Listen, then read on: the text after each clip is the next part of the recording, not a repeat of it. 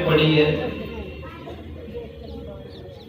और माता सती इतनी सुंदर थी कि ब्रह्मा जी माता सती को देखकर मोहित हो गए।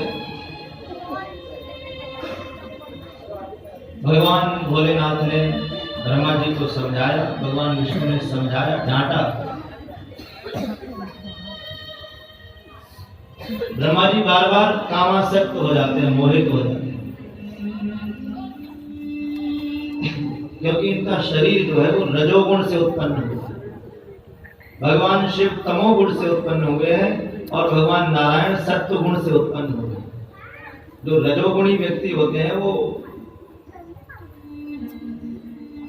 उनमें ज्यादा सोच विचार करने की क्षमता नहीं होती। वो देखते नहीं कि ठीक है, जो भी हो, सबका स्वागत है। भगवान शिव ने केवल चरणों को देखकर ब्रह्मा जी को मन में विकार आया। भगवान शिव ब्रह्मा जी को मारने के लिए उद्यत हुए। भगवान विष्णु ने समझाया, न ब्रह्मा भवतो भिन्नो न त्वं तत्सत् तस्मात् सदाशिव न वाहं भवतो भिन्नो न मत्वं परमेश्वर।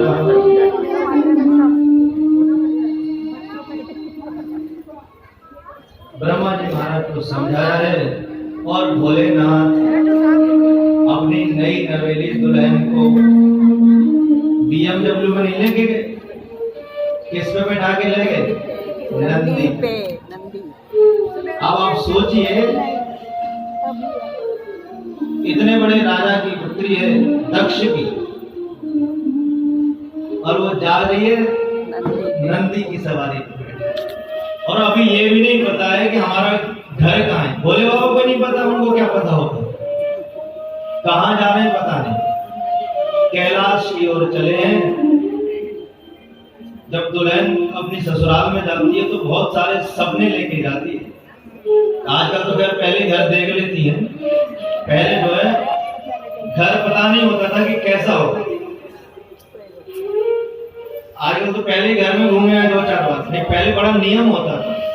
गांव में आज भी ये नियम है, जो दामाद होता है वो विवाह से पहले अपने ससुराल में नहीं जा सकता, और यदि बहुत विशेष कारण से जाना भी पड़े तो गांव के बाहर ही रहता है।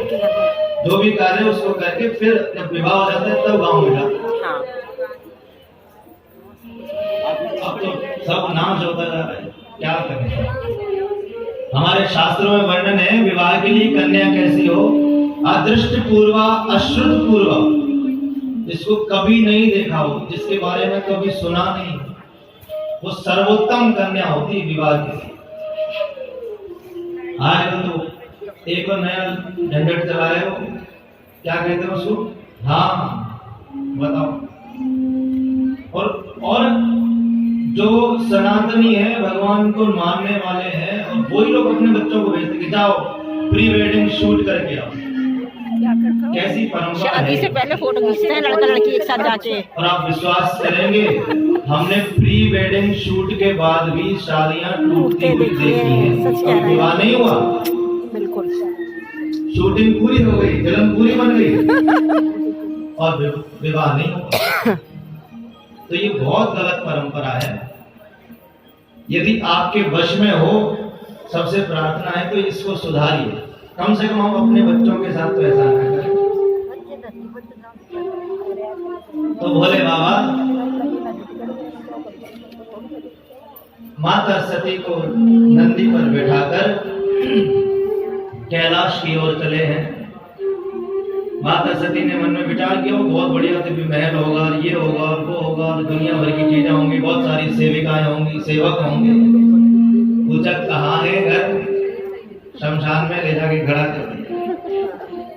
यही है, ये कैसा घर है? पहले जब दुल्हन गृह में प्रवेश करती थी तो द्वार पे वो एक, आज फिल्मों में भी दिखाते हैं, चावल का या अन्य का किसी का भरा हुआ पात्र रखते हैं, और फिर उसको स्पर्श करती हुई, उसको केवल स्पर्श करने का विधान है, लात मारने का नहीं, पूरे में बिखरा दे। और फिर लोग कहते हैं कि जितने चावल बिखरते हैं उतना जो धन धान्य बढ़ता है। धान्य कहाँ से आई है परंपरा? ये केवल उसको स्पर्श, वो भी हाथ से। कोई बेचारी बहू ब्याह में अगर फोटो दो चार उल्टे सीधे आ गए और गुस्सा में भरी चली आवे और तुमने रख दिया वहां पात्र और बहुत देगी लात खींच के सब जो है चावल वावल बिगड़ा देगी। तो ये भी परंपरा, उसका पूजन करने का विधान है, द्वार पूजन करने का, कि आज के बाद मेरी दहली ये हो गई, इसलिए मैं इसका पूजन करती हूँ। मैं अपनी मर्यादाओं को, मैं अपने संस्कारों को इस दहली के भीतर ही रखूंगी। इस दहली के जो जो मर्यादाएं हैं, जो जो संस्कार हैं, मैं उनका पालन करूंगी। सेविकाएं मिलेंगी, स्वागत होगा, बधाई के गीत गाए जाएंगे। हमारे ब्रज में गीत गावे बधाई के, अरे लगुन आई हरे हरे, सब आवे हम कैसे थोड़ी।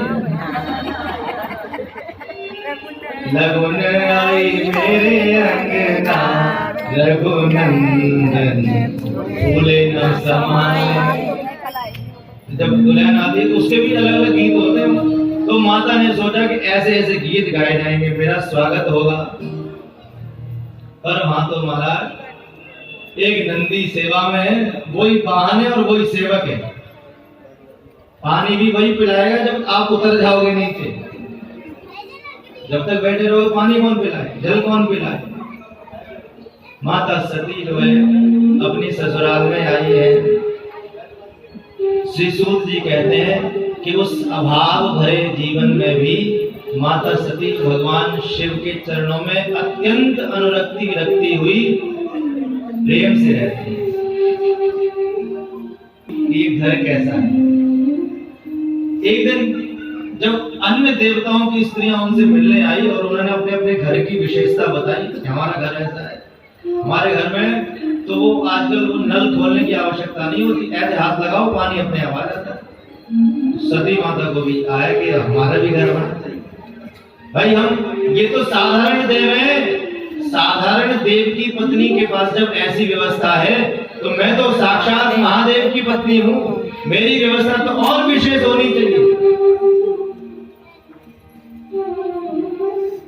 भगवान शिव से प्रार्थना करिए, महाराज एक हमारा घर होना चाहिए सुंदर।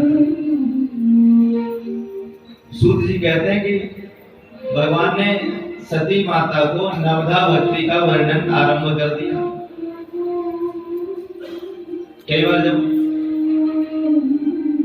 पत्नी कोई डिमांड रखते तो फिर पति लोग दूसरी बातें करते हैं। कहते देखो एक बार आज हम वहां गए, वहां ऐसे ऐसे हुआ, और वो बेचारी बातें सुन सुन के वो पहली बात भूल जाती है कि मैं क्या चाह रही थी इनसे। तो भोलेनाथ ने कहा कि हम घर भर के चक्कर में क्या पढ़ेंगे, देवी तुम घर छोड़ो, घर की बातें तो बाद में करेंगे, पहले मैं तुम्हें श्री राम प्रभु की नवधा भक्ति का वर्णन करता हूँ। श्रवणं कीर्तनं विष्णो स्मरणं पाद सेवनम् अर्चनं वंदनं दास्यं सख्यं आत्मनिवेदनम्।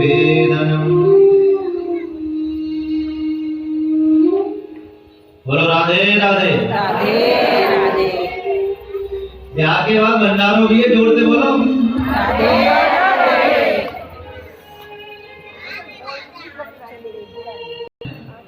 शिव महापुराण में तो कई अध्यायों में है इस भक्ति नवधा भक्ति का वर्णन।